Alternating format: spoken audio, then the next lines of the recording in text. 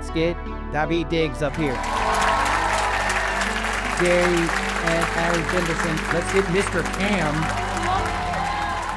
This is a time capsule of what we are all experiencing. For us as artists, we had to really think about how do we make this compelling and interesting if we're all just living in our Zoom worlds.